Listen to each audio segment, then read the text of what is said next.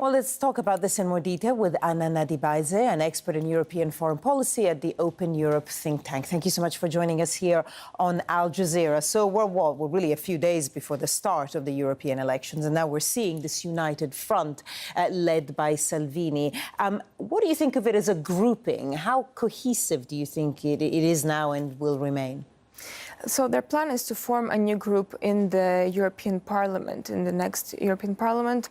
That's possible. At the moment, they are polling around 70 seats, if we take into account all the parties that were there at the rally today and who are planning to join the group, including Marine Le Pen's National Rally. There's been a lot of talk about a lot of the, call them populist, far-right, sovereign parties. That's how Salvini's party calls itself. A lot of talk of them uniting. But actually, we haven't seen a lot of concrete moves towards that so far, apart from this.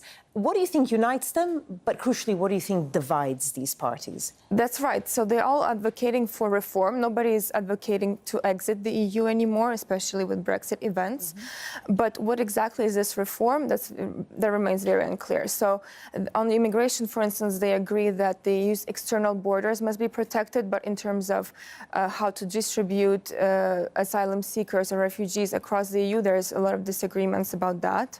Also, they disagree on the budget issues, on a lot of economic issues. So indeed, we might see more disagreements than cohesiveness in this group in the next parliament. And, of course, we saw something happen in Austria, which is linked to it, because Heinz Christian Strache, the man that had to step down because of this leaked video, was actually meant to be in Milan with Salvini and Le Pen. How damaging is it, do you think, not just for the potential grouping, but for voters across Europe, days before they go to the polls? How damaging is it to see the coalition government in Austria being embroiled effectively in a scandal with potential links to Russia, which is an accusation that's been made in the past?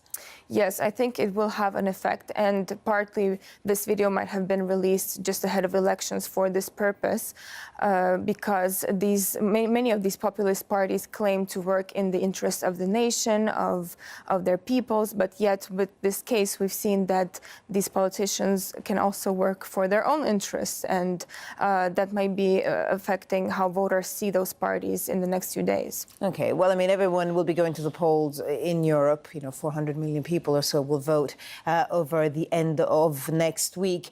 Do you think it is likely that we will see, I guess, a change in the very nature of the European Parliament because of all these parties that are emerging? We will definitely see more fragmentation. That's as a general trend in European politics, and not only European, but at the national level. But now this fragmentation will upload onto the European level in the next European Parliament. That doesn't mean that it's going to be populist and far-right parties making gains all across Europe. It's very different. There are various regional variations. So we need to be looking very carefully. In some countries, they will be rather consolidating their gains from 2014 rather than being a surge or a populist wave coming across. In others, they will be, of course, popular, and we need to be looking at this. But we need to also see the more complex frame across Europe. And Nadibaidze, expert in European foreign policy from the Open Europe think tank. Thank you.